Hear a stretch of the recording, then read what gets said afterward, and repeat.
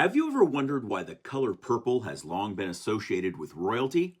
It turns out it's all because of a snail.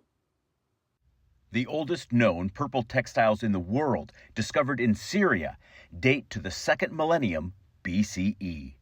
Persia's King Cyrus and Macedonia's Alexander the Great wore purple tunics.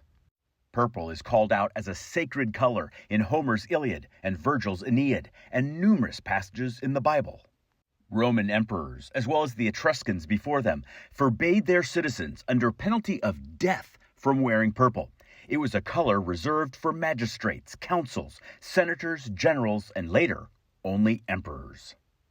Byzantine rulers wore flowing purple robes, signed official documents in purple ink, and described their children as being, quote, born in purple.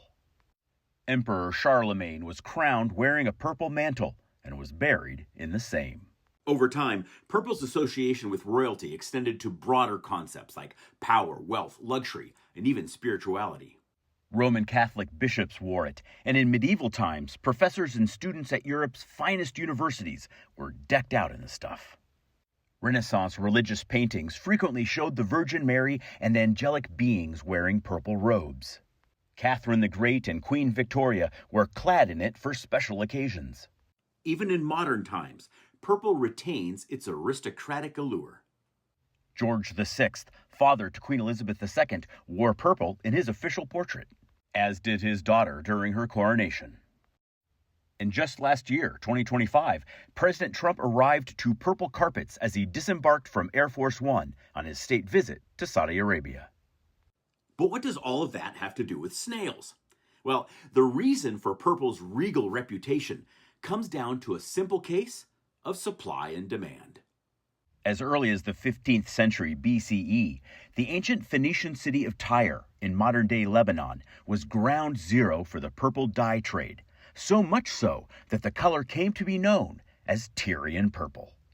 It was manufactured using a species of tiny sea snail. Making the dye was a long and difficult process. Thousands of the snails had to be collected and then removed from their shells. Modern archaeologists have found mountains of empty shells at ancient Tyre. Dye makers then had to extract mucus from a microscopic gland and expose it to sunlight, where it cycled through a rainbow of colors before reaching purple, at which point the juices had to be removed from the light to stop its transformation. The result was a vibrant and long-lasting shade of violet. But that still doesn't explain why purple became the color of royalty, power, and wealth. But this does. It took as many as 250,000 snails to get just 1 ounce of usable dye. A pound of purple wool cost more than most people made in a year, meaning only the richest and most powerful people could afford the exorbitantly expensive textiles. In 2008, a German chemist tried to recreate Tyrian purple. It took 12,000 snails to create just 1.5 ounces of dye, enough to color a single handkerchief. Today, a single gram of Tyrian purple costs thousands of dollars. So why is purple accessible to today's great unwashed masses?